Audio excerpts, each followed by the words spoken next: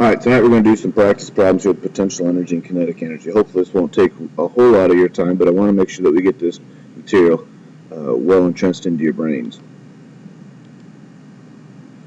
Problem 1. We have a 2 kilogram rocket that's launched with a speed of 200 meters per second, and the engine is then stopped.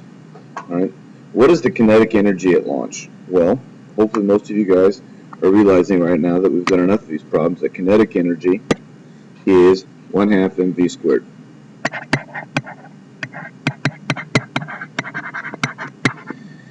So to find that, we're going to take 1/2 the mass, which in this case is a 2 kilogram rocket, and take it times the velocity squared. When we do that, we get an answer of 40,000 joules. What does all the kinetic energy get converted into? Well, this rocket's taking off, and as it's going up, because the engine's no longer running, gravity is going to start slowing it down, so it's losing kinetic energy. But what is it gaining as it goes up? Well, it's gaining height, which means it's gaining potential energy. So as this rocket goes up, at some point, it's going to get to its highest point, and it's going to stop for an instant. When that happens, we can say that all the kinetic energy has been converted into potential energy.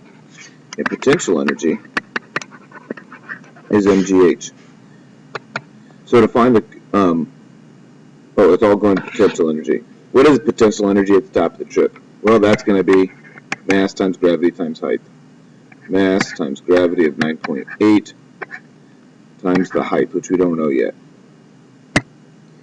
When we divide the 40,000, which was the kinetic energy, and put it into the potential energy, divide it by 2, divide it by 9.8. The height then, indeed, turns out to be 2,041. I'm going to round this off real rough here. 2,041 joules. So that is potential energy. Oh, sorry, I'm kind of skipped forward here a few steps. What is potential energy at the top of the trip? 40,000 joules. Where does all the kinetic energy get converted into? That's on here twice. I guess I can kind of skip that one out of there. How much kinetic energy does the rocket have at the bottom of the hill? We actually found how high it goes as well, too, didn't we?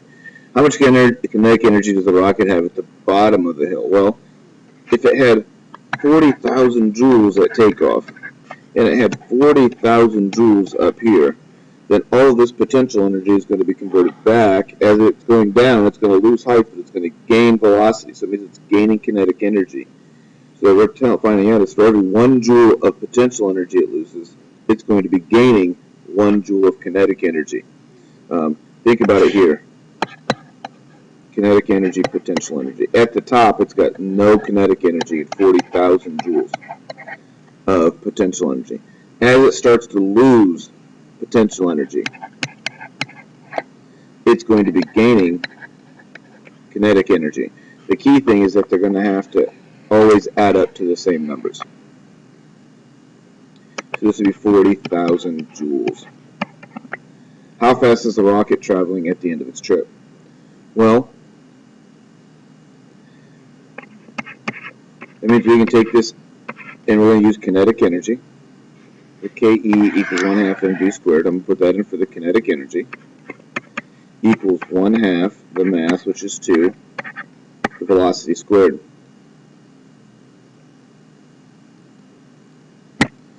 And when I go about doing my math here, multiplying by 1/2 and timesing by 2, those are just going to negate each other. So really it's just taking the square root of 40,000.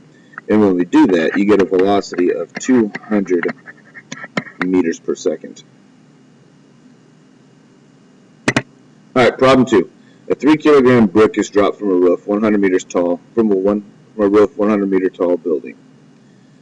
What is this potential energy at the top of the roof? Well, again, I'm going to write these up here so that we have them. Potential energy, mgh. Kinetic energy, 1/2 mv squared. What's potential energy at the top of the roof? That's going to be the mass of the brick, which is 3. Gravity is 9.8, and the height is 100. When you multiply those numbers, you're going to get 2,940 joules. What is the kinetic energy at the top of the roof? Well, it's not moving yet, so that's easy. It still has mass, but we're going to put 0 in for velocity. So if you put 0 in here and multiply by 0, you're going to get 0 joules. Sorry, that goes here. Kinetic energy at the top of the roof. Where does all the potential energy get converted into? Well, as we drop it, again, it's going to start to lose potential energy because it's losing height. As it loses height, it gains velocity. So for every 1 joule of potential energy it loses, that 1 joule goes into kinetic energy. So if it loses 2,940 joules of potential energy, it's going to get converted into kinetic energy, 2,940 joules of kinetic energy. How much energy does the brick have after falling for 20 meters? Well, this is kind of a two-step problem. I first have to say, how high is it still? Well, it's 80 meters in the air. So I'm going to find its potential energy now. And the mass is still 3, gravity is still 9.8, and it's still 80 meters in the air.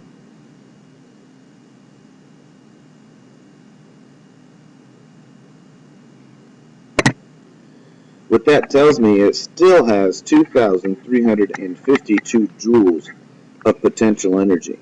So that means that I can take this 2,940 and subtract the 2,352, and the difference there tells me how much potential energy it's lost, which means all of that energy that it's lost has gone into kinetic energy.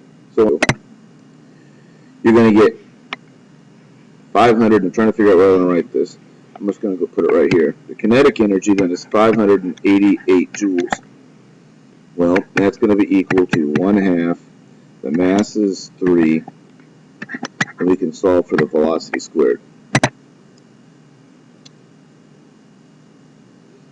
I keep trying to go too far. I've actually did the last step here by doing this. I guess number 4 is right here. I need to read my instructions. I'm just as guilty as you guys are sometimes. How much kinetic energy does the brick have after falling for 20 meters? Well, it's got 588 because it still has 2,352 joules of potential energy. So it's got 588 joules of kinetic energy. Well, if we take that 588 and set it equal to 1/2 3v squared, which is where we were at just now, the velocity turns out to be equal to 19.8 meters per second. Hey, I hope this was beneficial for you. Some of you might still be struggling a little bit. We'll keep working on it in class and at night here. I'll see you on the flip side.